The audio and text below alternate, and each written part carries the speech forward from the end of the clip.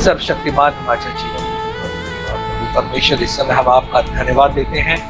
ये समय आपने दिया है कि हम आपके चरणों में बैठकर इस ऑनलाइन के माध्यम से प्रभु आपके वचनों के भेद और रहस्य को हम सीख सके। प्रभु इसके लिए हम आपका धन्यवाद देते हैं। प्रभु परमेश्वर, ये पूरा समय हम आपके हाथ में देते हैं, अपने पवित्र आत्मा के द्वारा हमारे धन्यवाद। परमेश्वर, जितने भी भाई बहन जुड़े हैं हर एक को आप आशीष दें प्रभु, हर एक से आज बातें करें और प्रभु परमेश्वर आपके वचनों का भेद और रहस्य सिखाने में और समझने में हम सभी की सहायता और धन्यवाद। प्रभु परमेश्वर, इस समय आपने हमारी प्रार्थना सुनी, इसके लिए आपका धन्यवाद देते हुए और आगे के समय पवित्र आत्मा आपके हाथ में देते हुए हम यीशु मसीह के नाम से मांगते हैं, आमीन। आइए अपनी बाइबल स्टडी को शुरू करें। बहुत दिनों के बाद हम शुरू कर रहे हैं, लेकिन वहीं से शुरू करेंगे जहां पर हमने छोड़ा था। मेरे साथ निकालेंगे आप बाइबल में से प्रकाशित वाक्य, उसका 21वां अध्याय 9 और 10 वचन हम लोग पढ़ेंगे। रेवलेशन चैप्टर 21 9 and 10, प्रकाशित वाक्य उसका 21वां अध्याय और 9 और 10 वचन को हम पढ़ेंगे। यहाँ पर ऐसा लिखा हुआ है कि फिर जिन 7 स्वर्गदूतों के पास 7 अंतिम विपत्तियों से भरे हुए 7 कटोरे थे, उनमें से एक मेरे पास आया और मेरे साथ बातें करके कहा, इधर आ, मैं तुझे दुल्हन अर्थात मेमने की पत्नी दिखाऊंगा। तब वह मुझे आत्मा में एक बड़े और ऊंचे पहाड़ पर ले गया और पवित्र नगर यरूशलेम को स्वर्ग से परमेश्वर के पास उतरते दिखाया। यहाँ पर परमेश्वर जो है वो यूहन्ना को एक ऊंचे पहाड़ पर लेकर जाता है। आत्मा में ऊंचे पहाड़ पर ले गया, इसका मतलब लिटरली नहीं, लेकिन आत्मा में परमेश्वर यूहन्ना को ऊंचे पहाड़ पर ले गया। और ये जो है पहाड़, इसके विषय में आज आप और मैं अभी इस समय सीखेंगे। पहाड़ का बहुत ही महत्व है बाइबल में, और जैसे हमने आपको आप लोग पिछले बार जो ज्वाइन नहीं थे उनके लिए हम बता दें, पहाड़ ये शब्द जो है वो बाइबल में लगभग 500 बार से भी ज्यादा बार आया है ये शब्द जो है। और इसीलिए इसका महत्व, अगर इतना शब्द आया है 500 बार, ऐसा कुछ तो महत्व होगा। आप देखिए बाइबल की अगर घटनाओं को देखें तो बहुत बड़ी बड़ी घटनाएं पहाड़ के ऊपर हुई है। फॉर एग्जाम्पल, अगर आप उत्पत्ति की पुस्तक को भी देखें तो अदन की वाटिका जो थी वो पहाड़ पर थी। और उससे आगे अगर आप और आगे बढ़ते हैं तो नूह के समय जो जल प्रलय आया था, और वो जहाज जिसमें नूह उसका परिवार था और जानवर थे, ये सभी जैसे जैसे पानी बढ़ रहा था वैसे वैसे वो जहाज भी ऊंचा उठ रहा था और जाकर एक पर्वत के ऊपर वो टिक गया। उस पर्वत का नाम था अरारत पर्वत, और उस पर्वत पे उनका जहाज टिक गया। अगर और उससे आगे बढ़े तो आप देखते कई ऐसी घटनाएं हैं, लेकिन मैं मेन आपको बता दे रहा हूँ। अब्राहम के लिए भी परमेश्वर ने इसहाक को बलिदान करने के लिए मोरिया के पहाड़ पर कहा कि अपने पुत्र को वहां पर जाके बलिदान चढ़ा। और ये वो पहाड़ था जहां पर परमेश्वर ने अब्राहम के जीवन में कार्य किया। एक मेढ़ा जो था उसको इसहाक के बदले में बलि किया गया। तो इन सारी चीजों को अगर हम देखें तो पहाड़ पर हुई घटनाएं हैं। एलिया के टाइम में भी बाल के देवता, बाल के पुजारी जो थे वो सभी करमेल पर्वत पर मिले थे और कार्मेल पे, और वहां पर परमेश्वर ने स्वर्ग से आग बरसा कर अपने आप को प्रमाणित किया था कि यहोवा ही परमेश्वर है। और ऐसी कई घटनाएं पहाड़ पर है। सुलेमान का मंदिर भी पहाड़ पर था। और अगर आप नए नियम में भी आ जाए तो बीएचटी जो है, यानी पहाड़ी उपदेश जो है, वो भी एक पहाड़ से ही यीशु मसीह ने दिया था। अगर आप मार्क 14 को देखें तो वहां पर भी जो 4000 लोगों को खिलाया परमेश्वर ने, प्रभु यीशु मसीह ने, वो ये पहाड़ पर ही था। ये सारी चीजों को अगर आप देखें तो पहाड़ पहाड़ पहाड़, इवन आप देखें कि प्रकाशित वाक्य में भी परमेश्वर का पर्वत, परमेश्वर का पहाड़, ये वर्णन आया है। इवन भजन लिखने वाले ने भी कहा है कि परमेश्वर के पवित्र पर्वत में कौन चढ़ सकेगा, वही जो निर्दोष हो, जिसके हाथ शुद्ध हो। तो इन सारी चीजों से हम देखते हैं कि पहाड़ का महत्व बहुत ज्यादा है, कुछ तो है। पहाड़ जो है वो स्थान अब लिटरली ये उस समय जैसे जैतून पर्वत है, करमेल है और मोरिया का पहाड़ है, या यीशु मसीह के पहाड़ी उपदेश देने का पहाड़ है, या जैतून पर्वत, इन सारे पर्वत जो है वो लिटरली है, यानी ये पर्वत इस पृथ्वी पर है। लेकिन हम और आप बात करेंगे कि आत्मिक पर्वत का क्या महत्व है, जिसको हम कहेंगे कि परमेश्वर का पर्वत, या इंग्लिश में कहेंगे कि माउंटेन ऑफ गॉड, परमेश्वर का पहाड़। इसका क्या महत्व है? अब जब मैं आपको पहाड़ के बारे में सिखा रहा हूँ तो मैं आपको ये नहीं बता रहा हूँ कि आप किसी पहाड़ को पवित्र मानने जाओ और उसके वहां पर साल में एक बार जाकर वहां पे उसकी आराधना करो, या तीर्थ यात्रा पे निकल जाओ किसी पहाड़ पर। ऐसा नहीं है। आप और हम नीचे रहकर भी परमेश्वर के पहाड़ पर जीवन जी सकते हैं, यानी इस पृथ्वी पर रहते हुए भी हम परमेश्वर की ऊंचाइयों में जी सकते हैं। पहाड़, इसका अर्थ आत्मिक रूप में यह है कि परमेश्वर की नजदीकी। नंबर 2, परमेश्वर की उपस्थिति, परमेश्वर की महिमा में रहना, परमेश्वर की संगति में रहना, ये सारी चीजें पहाड़ पर रहने को दर्शाती है। तो पहाड़ का महत्व एक विश्वासी के जीवन में बहुत ज्यादा। हम इस दुनिया में रहकर भी जब हम परमेश्वर की उपस्थिति में रहते हैं, इसका मतलब हम परमेश्वर के पहाड़ पर हैं। मूसा भी 40 दिन के लिए जो है पहाड़ पर चढ़ गया था, और 6 साल जैसे ऊपर चढ़ा, परमेश्वर की महिमा 6 दिन तक उसको ढाके रही। 7वें दिन भी परमेश्वर की महिमा थी, लेकिन 7वें दिन परमेश्वर ने मूसा से बातें करना शुरू कर दिया था। और केवल इतना ही नहीं, 40 दिन 40 रात को जो है परमेश्वर की उपस्थिति में उसके पहाड़ पर था। तो पहाड़ का महत्व एक विश्वासी के लिए बहुत ज्यादा है, और परमेश्वर ने हमें पहाड़ पर रहने के लिए, यानी उसकी उपस्थिति में, उसके अभिषेक में, उसकी नजदीकी में रहने के लिए चुना है और बुलाया है। आइए आज की हम स्टडी शुरू करेंगे और हम इन पहाड़ों के विषय में देखेंगे कि एक्चुअली ये क्या है आत्मिक रूप में ये पहाड़ आज क्या है। पहले जो स्वाभाविक था अब आत्मिक हो गया है कि नहीं? यानी जो बातें स्वाभाविक रूप में लिखी गई हैं नए नियम में, वो आत्मिक हो गई है। तो हम परमेश्वर के पहाड़ को अगर आप देखें, पहाड़ का क्या फायदा है या पहाड़ का महत्व क्यों? नंबर 1 आप लिखें, नंबर 1 पहाड़ का महत्व क्या है। मत्ती उसका 5वां अध्याय 1 और 2 वचन, और यहाँ पे ऐसा लिखा है कि उन्हें देखते ही वो पहाड़ पर चढ़ गया और अपना मुंह खोलकर उन्हें ये उपदेश देने लगा। मत्ती 5वां अध्याय 1 और 2 अगर आप पढ़ेंगे, इसका मतलब पर प्रभु यीशु मसीह पहाड़ पर जाते हैं और वहां से वो उनको उपदेश देते हैं, उनको वचन सुनाते हैं। तो पहला, आत्मिक पहाड़ पर अगर रहते हैं हम, तो हमें परमेश्वर के वचन मिलते हैं। परमेश्वर अपने वचनों के द्वारा हमसे बातें करता है। पहाड़ का पहला महत्व क्या है, क्यों हमें पहाड़ पर जाना है? पहला, पहाड़ पर हमें परमेश्वर के वचन मिलते हैं। जैसे यीशु मसीह पहाड़ पर गया और उसके बाद उसने मुंह खोलकर वहां से लोगों को वचन सुनाना शुरू किया। इसका मतलब जब हम पहाड़ की ऊंचाई पर जाते हैं, या परमेश्वर की उपस्थिति में जाते हैं, या उसकी संगति में आते हैं, उसके अभिषेक में आते हैं, तो हमें परमेश्वर के वचन मिलते हैं। हालेलुया। आइए आगे चलें।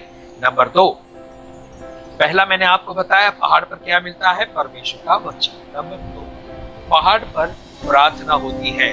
पहाड़ पर प्रार्थना होती है। अगर आप देखें मत्ती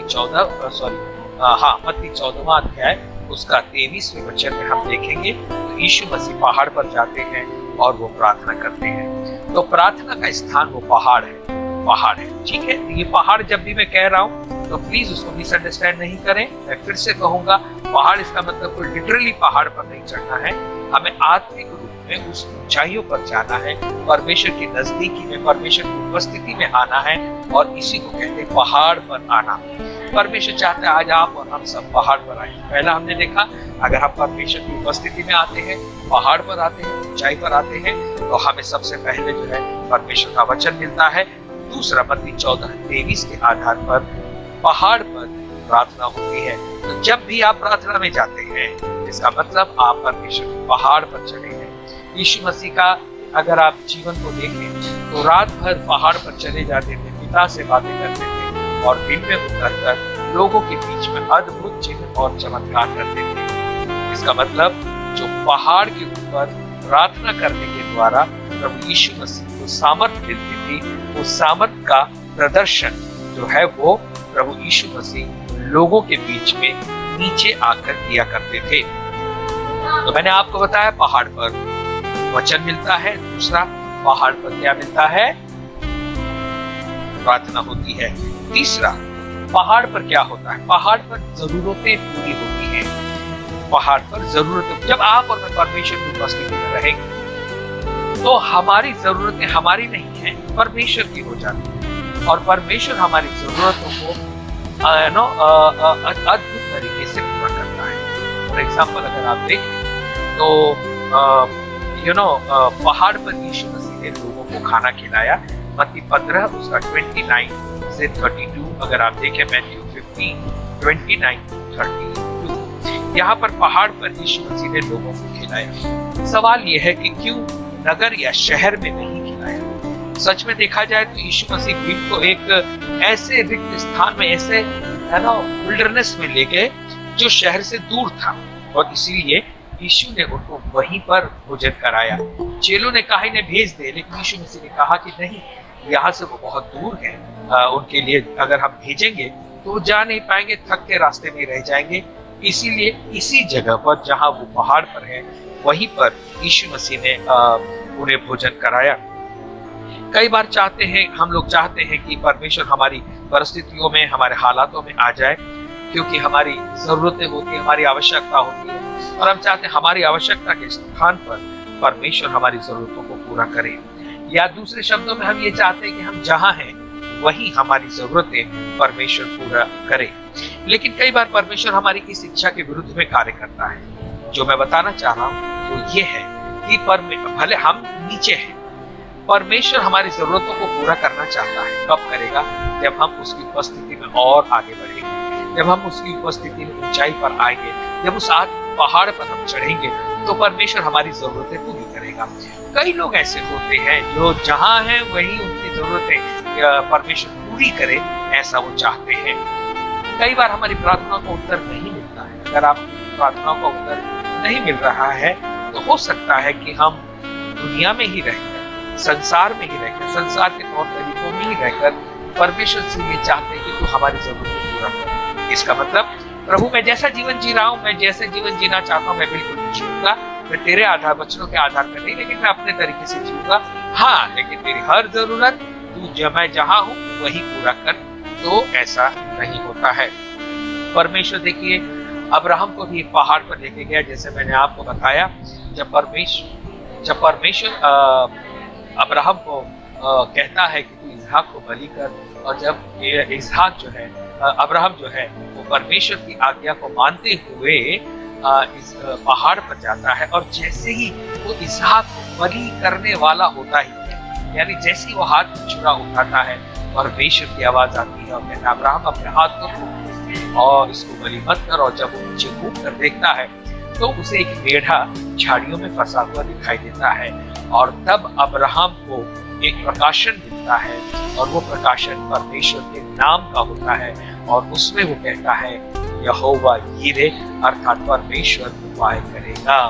तो पहाड़ पर रहेंगे तो परमेश्वर अपने आप को प्रकट करता है हमारे लिए और हमारी जरूरतों को पूरा करता है। जिस तरह से परमेश्वर ने अब्राहम को वो मेढ़ा दिया था, और उसी प्रकार से जब हम परमेश्वर के उपस्थिति में होंगे तो परमेश्वर हमारी समस्याओं में उपाय करेंगे। हमारे ऐसे समय में जब हमें कोई रास्ता नहीं दिख रहा है, परमेश्वर रास्ता निकालेगा। तो पहाड़ पर रहने से हमारी जरूरतें पूरी होती हैं। चौथा हम देखेंगे पहाड़ के विषय में। पहाड़ पर हम परमेश्वर की महिमा को देखते हैं। We see the glory of God on the mountain of God. परमेश्वर की पहाड़ पर हम परमेश्वर की महिमा को देखते हैं। अगर आप मत्ती उसके 17वें अध्याय के पहले वचन को देखें, मैथ्यू 17:1 में यीशु अपने चेलों के साथ एक ऊंचे पहाड़ पर जाते हैं। मुझे लगता है शायद हरमोन पर्वत होगा वो। इस स्थान पर यीशु मसीह अपने चेलों पर अपनी महिमा को प्रकट करते हैं। ध्यान देना, इस पहाड़ पर यीशु मसीह के साथ सभी चेले नहीं गए थे, है ना। परमेश्वर की महिमा के प्रकट होने को सभी ने नहीं देखा था, क्योंकि कुछ चेलों को इस बात की कोई परवाह ही नहीं थी। सब disciples they did not bother, उनको उसकी कोई परवाह ही नहीं थी। वो अपनी जरूरतें पूरे होते हुए देखना चाहते थे, वो परमेश्वर के वचन सुनना चाहते थे, प्रार्थना करना चाहते थे, लेकिन परमेश्वर की महान महिमा के प्रकट होने को देखने में उनकी कोई दिलचस्पी या चाहत नहीं थी। कुछ जो जैसा मूसा ने परमेश्वर की महिमा को देखा, हम देखते हैं, और दूसरों ने देखा, वैसे ही इन चेलों ने यानी पतरस, याकूब और यूहन्ना ये यीशु मसीह के साथ गए थे पहाड़ पर, और वहां पर यीशु मसीह का रूपांतरण हुआ, ट्रांसफिगरेशन हुआ। यीशु मसीह को इन चेलों ने यीशु मसीह के असली रूप में देखा, यानी वो सच में क्या है, उसका तेज क्या है, उसकी महिमा क्या है। उन्होंने यीशु मसीह के तेज की या परमेश्वर की महिमा का दर्शन पाया, जैसा मूसा ने परमेश्वर की महिमा का दर्शन पाया था, है ना, पहाड़ पर, पर्वत पर। एलिया ने भी परमेश्वर की महिमा को देखा। पतरस, याकूब और यूहन्ना ने भी यीशु मसीह के ट्रांसफिगरेशन को या रूपांतरण की महिमा का दर्शन पाया। यहाँ पर उन्होंने देखा, मत्ती के 17वें अध्याय के दूसरे वचन को अगर आप देखेंगे तो वहां पर यीशु मसीह का चेहरा चमक रहा था। ये महिमा उन्होंने देखी। क्यों देखी? क्योंकि वो यीशु मसीह के साथ पहाड़ पर गए थे। यही बात मूसा के साथ भी हुई। जब मूसा पहाड़ पर परमेश्वर की उपस्थिति में था तो परमेश्वर का तेज मूसा के ऊपर आया, और जब मूसा पहाड़ से नीचे आता है तो इतनी किरणें उसके चेहरे से निकल रही थी। मूसा का चेहरे का तेज इतना अधिक था कि इजरायली उसके चेहरे को देख नहीं पा रहे थे, उन्हें कपड़े से ढकना पड़ा। तो इसका मतलब ये है, जब भी हम परमेश्वर के पहाड़ पर आते हैं, परमेश्वर की उपस्थिति में आते हैं, परमेश्वर की ऊंचाई पर आते हैं, तो परमेश्वर का तेज हमारे ऊपर आता है। पतरस ने जब परमेश्वर की महिमा को देखा तो पतरस जब अपनी पत्री लिखता है, दूसरा पतरस 1:18 को लिखता है, तो कहता है कि हमने उसकी महिमा देखी, यानी वो कहता है कि मैंने यीशु मसीह की महिमा को देखा। फिर यूहन्ना उसका पहले अध्याय के 14वें वचन में भी लिखा है कि यूहन्ना ने भी परमेश्वर की महिमा को देखा। तो पहाड़ पर हम क्या देखते हैं? हम परमेश्वर की महिमा को देखते हैं। इन सारे लोगों ने परमेश्वर की महिमा क्यों देखी? क्योंकि वो सभी पहाड़ पर गए। अगर पहाड़ पर नहीं जाते तो यीशु मसीह के रूपांतरित हुए चेहरे को नहीं देख पाते। तो जो मैं बताना चाह रहा हूँ कि पहाड़ वो स्थान है जहाँ पर हम इन बातों को पाते हैं। अब सवाल है कि क्यों पहाड़ी? क्योंकि पहाड़ पर चढ़ने का कार्य हमारे द्वारा किया गया प्रयत्न है। परमेश्वर से पाने के लिए, उसकी महिमा को देखने के लिए हमें भी प्रयत्न करना जरूरी है, और ये करना असंभव नहीं है, लेकिन आसान भी नहीं है। हम आराम से बैठकर नहीं पा सकते, इसके लिए हमें अपने विश्वास का उपयोग करना पड़ेगा, क्योंकि विश्वास कार्य के बिना अधूरा है। तो परमेश्वर के पहाड़ पर आने के लिए हमें आना है, हमें प्रयत्न करना है, हमें आगे बढ़ना है। पांचवा आ जाइए, पहाड़ पर क्या मिलता है, या पहाड़ क्या दर्शाता है, या पहाड़ क्यों इस चीज को? पांचवा है भविष्यवाणी। भविष्यवाणी यानी प्रोफेसी। मत्ती उसका 24वां अध्याय 3रा वचन। मत्ती उसका 24वां अध्याय 3रा वचन हम निकालेंगे मैथ्यू 24 और 3। मैथ्यू 24 और 3 में ऐसा लिखा हुआ है कि जब वह जैतून पहाड़ पर बैठा था तो चेलों ने एकांत में उसके पास आकर कहा, हमें बता ये बातें कब होंगी, और तेरे आने का और जगत के अंत का क्या चिन्ह होगा। तो यहाँ पर हम देखते हैं कि प्रभु यीशु मसीह जब पहाड़ पर गए तो चेलों ने उस भविष्यवाणी को या उस बात को जानना चाहा कि यीशु मसीह के आने का चिन्ह क्या होगा। तो प्रकाशित वाक्य में भी यूहन्ना जब पहाड़ पर जाता है तो वहां वो सभी भविष्यवाणियों को पूरा होते हुए देखता है, यानी जो भविष्यवाणी इससे पहले की गई है। जब यूहन्ना पहाड़ पर जाता है तो वो इन सारी भविष्यवाणियों को देखता है। और ये अगर आप देखते हैं तो मैंने जैसे आपके सामने भी वचन पढ़ा, प्रकाशित वाक्य उसका 21वां अध्याय 10वां वचन। जब यूहन्ना ऊपर पहाड़ पर जाता है तो परमेश्वर उनसे दुल्हन अर्थात कलीसिया को यानी उतरते हुए देखता है। तो पहाड़ पर जब हम जाते हैं तो हम अपनी सारी प्रार्थनाओं के उत्तर को उतरता हुआ अपनी आंखों के सामने देखते हैं ना। आप देखिए, यूहन्ना भी अपनी सारी प्रार्थनाओं के उत्तर को यहाँ पर देखता है।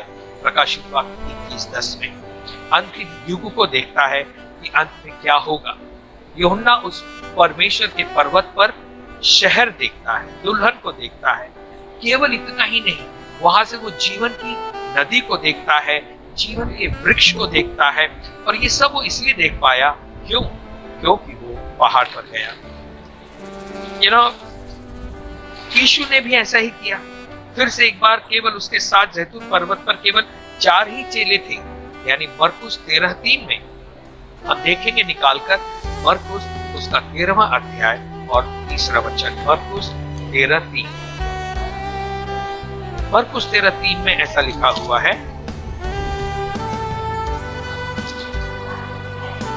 जब वह जैतून के पहाड़ पर मंदिर के सामने बैठा था तो पतरस और याकूब और यूहन्ना और अंद्रियास ने अलग जाकर उससे पूछा कि हमें बता ये बातें कब होंगी, और जब ये बातें पूरी होने पर होंगी तो उस समय का क्या चिन्ह होगा।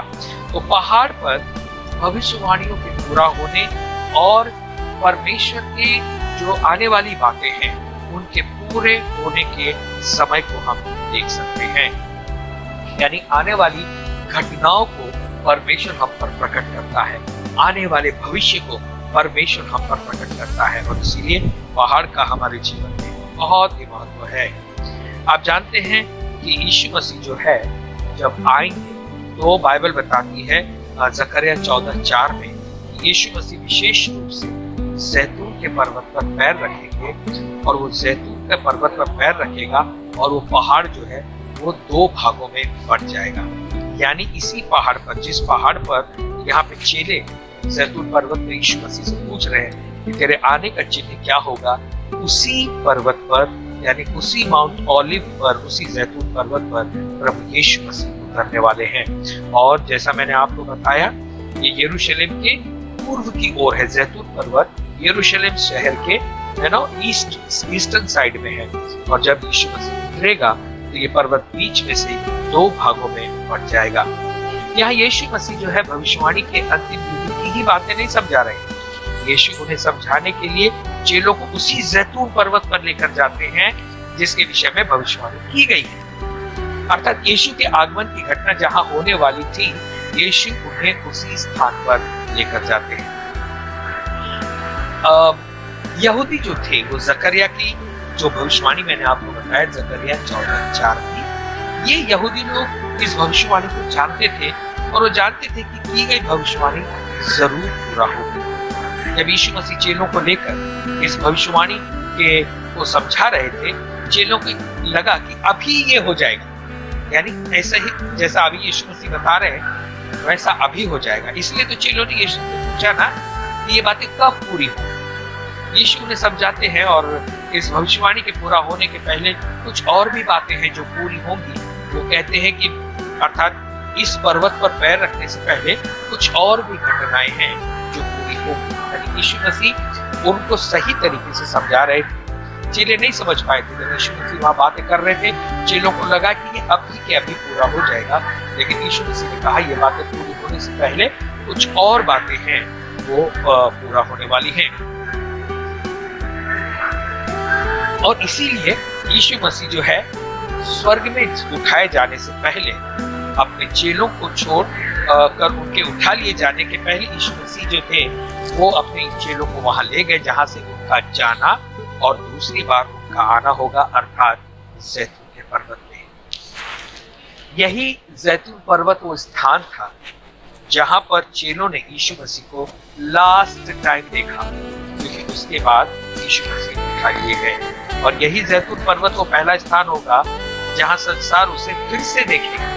यानी जहां से यीशु मसीह गया है वहीं से वापस आएगा, है ना। जब यीशु मसीह उठा लिए गए बादलों में तो स्वर्गदूतों ने कहा कि जिस तरह से तुमने उसे जाते हुए देखा है, इसी स्थान पर फिर तुम उसे आते हुए देखोगे।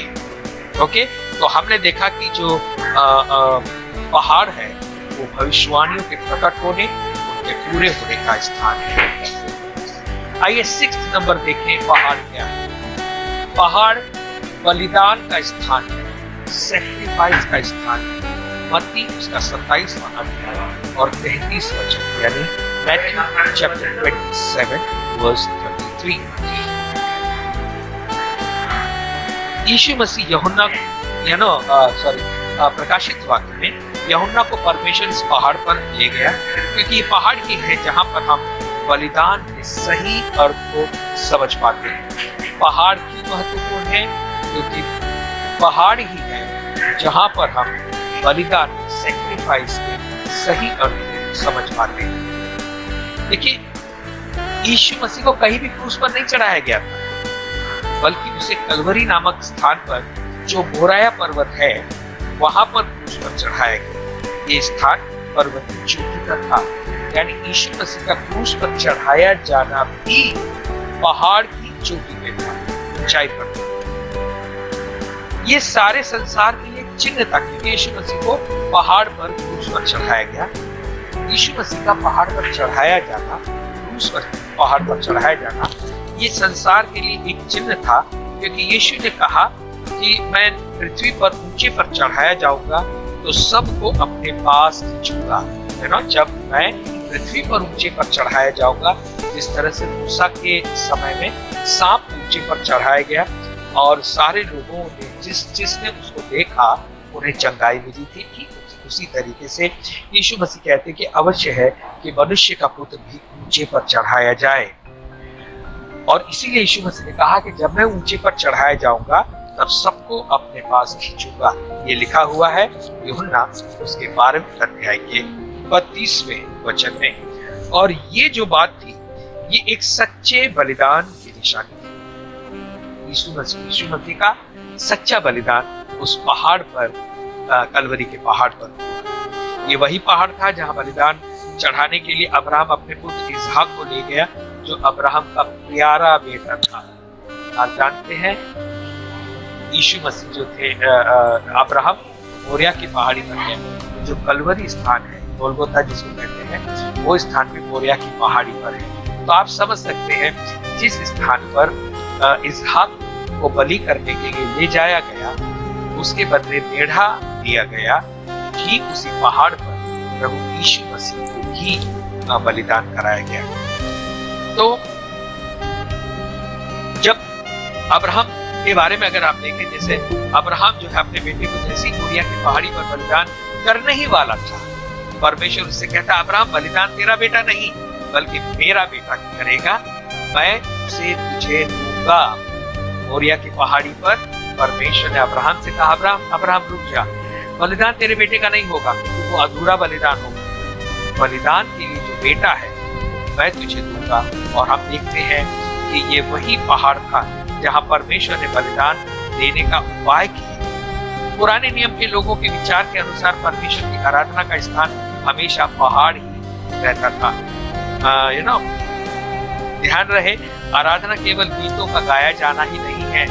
कई बार हम लोग सोचते हैं आराधना करना यानी ये गीत गाने गाना, लेकिन अगर आप देखेंगे नए नियम में यूहन्ना 4 अध्याय के 19-20 में, तो सामरी स्त्री ने यीशु से कहा कि हम सामरी लोग ऐसा कहते हैं कि आराधना इस पहाड़ पर होगी, लेकिन तुम यहूदी लोग कहते हो कि आराधना यरूशलेम में होगी, क्योंकि तुम्हारे बलिदान उस पहाड़ पर चढ़ाए जाते हैं। तो यीशु ने कहा कि वो समय आ रहा है जब परमेश्वर के सच्चे आराधक उसकी आराधना आत्मा और सच्चाई से करेंगे, है ना। ये हम पाते हैं यूहन्ना उसके 4 अध्याय के 21 से 23वें वचन में। अर्थात कहने का मतलब ये है कि आराधना जो होगी वो किसी जियोग्राफिकल लोकेशन पर आधारित नहीं होगी, या किसी भौगोलिक स्थान पर या किसी पहाड़ पर नहीं की जाएगी। देखा जाए, सच में यीशु मसीह यहाँ बता रहे हैं कि आराधना एक आत्मिक सच्चाई है। आराधना ये एक आत्मिक सच्चाई है। अब सवाल ये है कि क्या हम सच में अपने बलिदान चढ़ाते हैं, या हम अभी तक अपनी धार्मिकता और परंपरा और रीति रिवाजों को मनाते हुए ही भटक रहे हैं। 2 तरह से आराधना हो सकती है, एक सच्चे बलिदान चढ़ाना, दूसरा रीति रिवाज परंपराओं के आधार पर जो है वो हम अपनी आराधना करते हैं।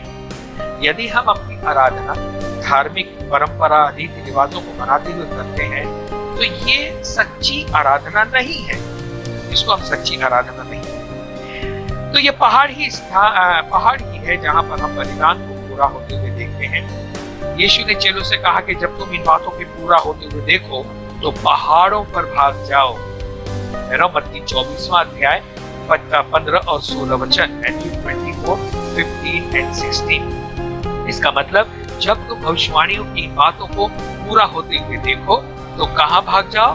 पहाड़ पर भाग जाओ। सवाल ये है, क्या आप विश्वास करते हैं कि हम इस समय अंतिम युग में, अंतिम समय में जी रहे हैं? आप भविष्यवाणियों के पूरा होते हुए देखते हैं, आप देखते हैं जो भी बाइबल में पहले लिखा है वो सारी चीजें पूरी होते जा रही हैं। ऐसे समय में प्रभु यीशु मसीह ने कहा कि जब तुम बातों को पूरा होते हुए देखो तो पहाड़ी पर भाग जाओ। हमारे लिए जरूरी है कि अब इन अंतिम दिनों में ज्यादा से ज्यादा हम पहाड़ी पर भागें। अपने जीवन में जैसे आप अपनी परेशानी तकलीफों से होकर गुजरते हैं, पहाड़ी पर आ जाए। हर दिन समय निकालें पहाड़ पर रहने का, हर समय परमेश्वर से मिलने का समय निकालें। जब भी समय मिले आप और हम परमेश्वर के पहाड़ पर आ जाए। क्यों? क्योंकि आने वाले दिन बहुत बुरे हैं। ये परमेश्वर का पहाड़ ही, ये परमेश्वर का निवास स्थान है जो हमें आने वाले बड़े महासंकट से बचाए रखेगा। देखिए, जब लूत को बचाने स्वर्गदूत आया, लूत का बचाने के लिए स्वर्गदूत आया, तो एक्चुअली देखा जाए तो लूत की कहानी रैप्चर को दर्शाती है। जैसे स्वर्गदूतों ने खींचकर बाहर निकाला सदोम और अमोरा से, तो ये जो है रैप्चर को दर्शाता है। स्वर्गदूत ने लूत से कहा कि मैं तुझे यहाँ से निकालकर पहाड़ पर ले जाऊंगा। स्वर्गदूत ने कहा चल यहाँ से जल्दी निकल। क्यों? क्योंकि परमेश्वर का क्रोध सदोम और गमोरा पर आने वाला है। लेकिन परमेश्वर का अनुग्रह लूत पर बना रहा और स्वर्गदूत ने कहा चल जल्दी से यहाँ से निकल और मैं तुझे पहाड़ पर ले जाऊंगा। सच में देखा जाए ना तो लूत पहाड़ पर चढ़ना नहीं चाहता था, क्योंकि चढ़ना उसे बहुत ही कठिन लग रहा था। फिर भी वो पहाड़ पर आधा ही चढ़ता है।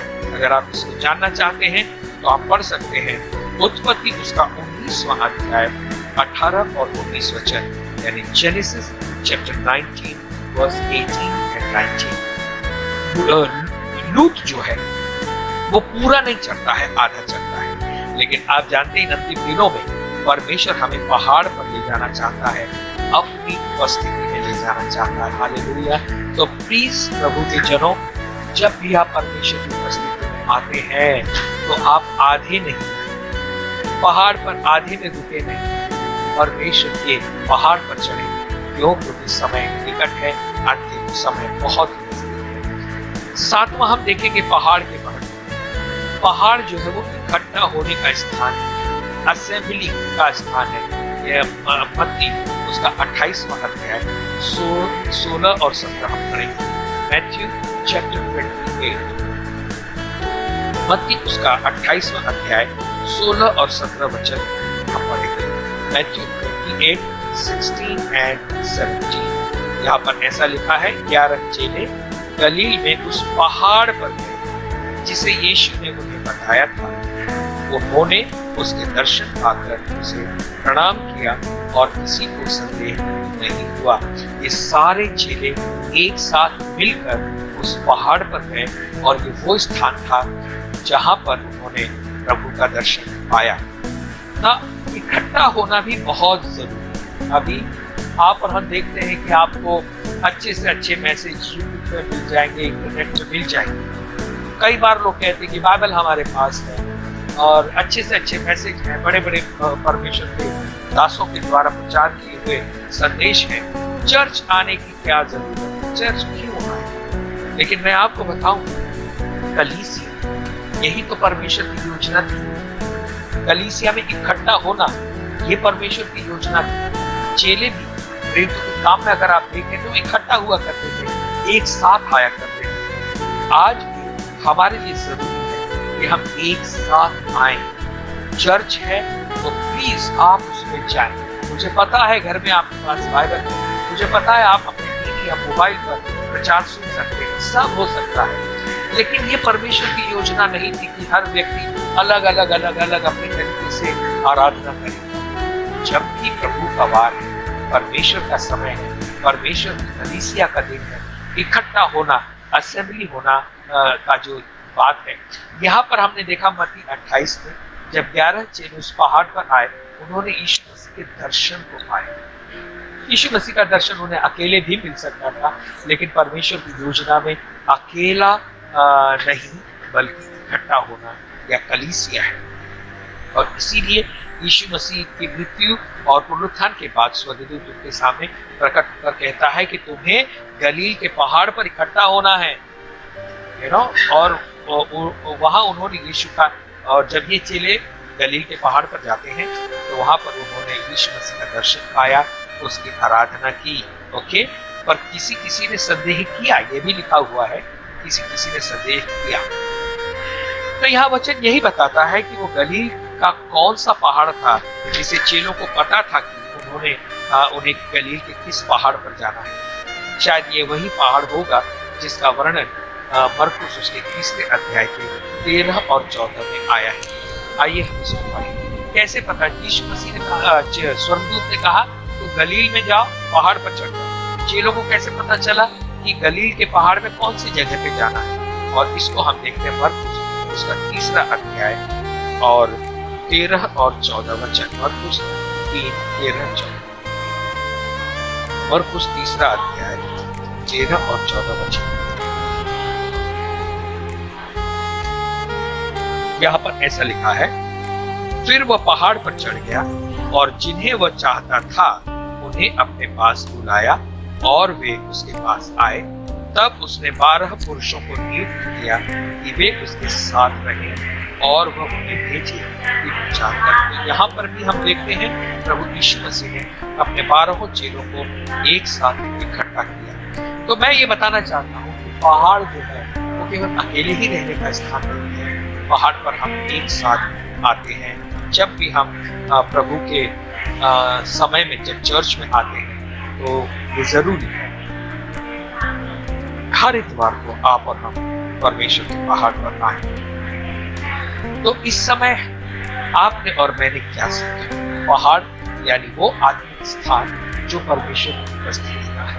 पहाड़ वो स्थान है जहाँ पर हम प्रभु के दर्शन पाते हैं। पहाड़ वो स्थान है जहाँ पर हम प्रभु के द्वारा अपनी जरूरतों को पूरा होते हैं। पहाड़ वो स्थान है जहाँ पर हम परमेश्वर के वचनों को पाते हैं। पहाड़ वो स्थान है जहाँ पर प्रार्थना होती है, जहाँ प्रार्थना में प्रभु की उपस्थिति में बैठते हैं। पहाड़ वो स्थान है जहाँ पर हम परमेश्वर की महिमा को देखते हैं। पहाड़ वो स्थान है जहाँ पर बलिदान चढ़ाया जाता है। पहाड़ वो स्थान है जहाँ पर मेरे आज जो हमने सीखा ये है कि विश्वासी ये जरूरी है कि आप और परमेश्वर के पहाड़ पर रहना सीख जाए। क्या होगा जब हम परमेश्वर के पहाड़ पर रहेंगे? पहाड़ जो है वो ऊंचाई को दर्शाता है। लोग जो है उनके रहने का स्थान नीचे है और पहाड़ जो है ऊंचा है। जब हम यहाँ से हट यानी निचले स्थान से हट, निचला स्थान कौन सा है? संसार है, दुनिया है। लोगों के जीवन जीने का तरीका है, लोग अपने अपने तरीके से जीवन जीते हैं। अगर हम उनके बीच में हैं, वहीं रहते हैं, तो हम लोगों के साथ, लोगों के तौर तरीके, लोगों की सोच विचार, लोगों की मान्यताएं, उन सारी बातों में ही फंसे रहेंगे। अपने हर दिन के संघर्ष, अपने हर दिन के उतार चढ़ाव का हम सामना करेंगे। लेकिन जब हम ऊपर आते हैं तो हम परमेश्वर की उपस्थिति में आते हैं। क्यों हमें पहाड़ पर जाना है? जब हम परमेश्वर की उपस्थिति में ऊपर हैं तो जैसे मैंने आपको बताया, परमेश्वर हमारी जरूरतों को पूरा करता है क्या नहीं? तो वहां पर अगर हम नीचे ही हैं तो हम अपनी जरूरतों को पूरा करने के लिए खुद संघर्ष करेंगे। लेकिन हम परमेश्वर की उपस्थिति में जो ऊपर आते हैं, परमेश्वर जानता है कि हमें किस चीज की जरूरत है। यीशु मसीह ने भी कहा कि कल की चिंता मत करो, कल का दिन अपनी चिंता आप कर लेंगे। तुम ये देखो, आकाश के पक्षियों को देखो ना, वो बोते हैं, वो काटते हैं, फिर भी उनका स्वर्गीय पिता उन्हें खाने के लिए देता है। तो कहने का मतलब ये है कि जब हम ऊंचे स्थान पर आते हैं तो हमारी आवश्यकताएं परमेश्वर चमत्कारिक तरीके से पूरा करता है। नंबर 2, जब हम पहाड़ पर परमेश्वर की उपस्थिति, तो संसार की छोटी बातों का तो हम इतना बढ़ा चढ़ा के नहीं, हमारे सोच विचार बदल जाए। हम परमेश्वर के तरीके से सोचना शुरू करेंगे, हमारा नजरिया परमेश्वर का नजरिया हो जाएगा। जब हम परमेश्वर की उपस्थिति में हैं, जहाँ पर परमेश्वर के वचन हमें मिलते हैं, तो परमेश्वर का वचन हम डेली खाएंगे। खाकर वो वचन हमारे अंदर उस सामर्थ्य को पैदा करेगा। ये वचन हमारे जीवन के अंदर बैठ जाएंगे। और जब हम संसार में अपनी तकलीफों, परेशानियों, दुखों का सामना करेंगे, आंधी और तूफानों का सामना करेंगे, परीक्षाओं का सामना करेंगे, यही वचन जो हमने पहाड़ पर पाया है, यही वचन हमारी मदद करेगा हमारे जीवन जीने के लिए। पहाड़ पर हर व्यक्ति रहना सीख जाए। आप संसार में तो हैं, लेकिन संसार में नहीं है। आप दुनिया में तो हैं, लेकिन संसार के रीति रिवाज, संसार की सोच, संसार के तौर तरीके में हमें नहीं चलना है। हमें परमेश्वर की उपस्थिति में ऊपर आना है। ये आवश्यक है। हर विश्वासी के लिए जरूरी है कि वो परमेश्वर की उपस्थिति में हमेशा ऊंचा रहे। उकाब के पक्षी को देखिए, ईगल को देखिए, वो बना है ऊपर रहने के। आप और मैं, जब हमने यीशु मसीह को स्वीकार किया है, तो परमेश्वर हमें नीचे नहीं, हमें ऊपर रखता है। परमेश्वर की उपस्थिति ऊंचाई पर हमें लेकर जाती है। हम मुर्गी के समान मसीही लोग नहीं हैं, जो जहाँ है वहीं पे चुगती रहती है दाना। हम उकाब के समान मसीही हैं, जो ऊंचाइयों पर है, परमेश्वर की उपस्थिति में है। वहां से परमेश्वर हमारी जरूरतें पूरी करता है। इस उकाब पक्षी जो है, गरुड़ पक्षी जिसको ईगल कहते हैं, ऊंचाई पर जाता है और अपने खाने की चीज को ऊंचाई पर से देख लेता है और सीधे नीचे आकर उस चीज को लेकर वो उड़ जाता है। ठीक उसी तरीके से संघर्ष का जीवन वो नहीं जीता है, वो परमेश्वर के प्रोविजन का दृश्य हम देखते हैं यहाँ पर। तो आप और मैं जब परमेश्वर के पहाड़ पर हैं, तो ये हमारी जरूरतें पूरी होती है। नंबर 2, किसी भी बात को हम ब्रॉड तरीके से, बड़े पैमाने पर देख सकते हैं। जिस तरह से अगर आप ऊंचाई पर हैं, तो नीचे अगर आप देखें तो आपको पूरा शहर दिखाई देगा। अगर आप नीचे शहर में हैं, तो आपको आजू बाजू की बिल्डिंग और घर दिखाई देगा। लेकिन जब आप अपने आप को ऊपर चढ़ा लेते हैं, तो आपको पूरा शहर दिखाई पड़ता है। अब जब हम परमेश्वर के पहाड़ पर आते हैं, तो परमेश्वर की पूरी योजनाओं को हम समझ सकते हैं, परमेश्वर की पूरी योजनाओं को हम देख सकते हैं। समझ रहे हैं? अगर आप भविष्य जानना चाहते हैं आगे क्या होगा, परमेश्वर के पहाड़ पर आ जाए और परमेश्वर अपने आने वाले समय को हमारे जीवन में प्रकट करेगा। तो प्यारो, एक विश्वासी होने के नाते हर दिन परमेश्वर की उपस्थिति में ऊपर आना सीख जाए, पहाड़ पर रहना सीख जाए। आप और हम अलग हैं, हम दुनिया के जैसे नहीं हैं। हमें परमेश्वर ने चुना है, अलग किया है। पहाड़ पर आना अब आसान है। क्यों? क्योंकि यीशु मसीह जो परमेश्वर था, जो परमेश्वर का पुत्र था, वो हमें ऊंचे पर लाने के लिए वो पहले स्वर्ग से नीचे आया और उसने हमारी कीमत को अदा किया और फिर हमें उसने ऊंचाई पर लेकर गया है। यानी आप, हम और आप ऊंचे स्थान पर आ सकते हैं। हमें पहाड़ पर लाने के लिए यीशु मसीह स्वर्ग से नीचे, यानी पहाड़ से नीचे आया।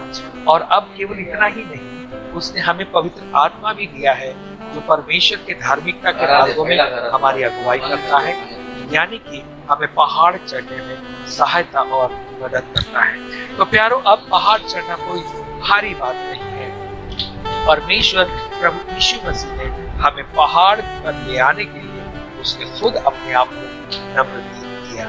जो परमेश्वर का पुत्र था, मनुष्य का पुत्र बन गया, ताकि जो मनुष्य के पुत्र हैं वो परमेश्वर के पुत्र बन सके। इतना बड़ा कार्य प्रभु यीशु मसीह ने आपके और मेरे लिए किया है। इसलिए प्यारो, अपने आप को प्रभु की उपस्थिति में लाना सीख जाए। हर प्रभु की उपस्थिति, जब भी आपको मौका मिलता है, आप प्रभु की उपस्थिति में आ जाए। इससे पहले कि और दूसरे धर्म के लोग सुबह उठकर अपने अपने ईश्वर को याद करते हैं, क्यों ना आप और मैं उनसे पहले उठकर सबसे पहले परमेश्वर के पवित्र पर्वत पर चढ़ जाए और उससे कहें, परमेश्वर आज मैं तुझसे मिलना चाहता हूँ। हर दिन सुबह आप परमेश्वर से मिलें। जब आप मिलेंगे और वो दिन आप परमेश्वर की महिमा को अपने ऊपर लिए होंगे, हर दिन सुबह अगर आप प्रार्थना के द्वारा या परमेश्वर की उपस्थिति में शामिल होते हैं तो आपके ऊपर परमेश्वर का तेज, परमेश्वर की महिमा औरों को भी दिखाई देगी। केवल इतना ही नहीं, आप पहाड़ से में रहने वाले लोग हैं, आप अपने आप हर दिन विजय को देखेंगे, क्योंकि आप पहाड़ पर रहेंगे, विजय देने वाले परमेश्वर से प्रेम कर आए हैं। और ये है आत्मिक पहाड़। और अब अगर आप लोग अपनी चीज नहीं समझते तो आप पूछ सकते हैं, हम लोग यहीं पे रुक जाएंगे। अगले शुक्रवार को फिर से हम आपको मिलेंगे और आगे की बातें में हम आपको बताएंगे। यूहन्ना इसी पहाड़ से जो है पवित्र नगरी को देखता है और इस चीज को हम अगले शुक्रवार को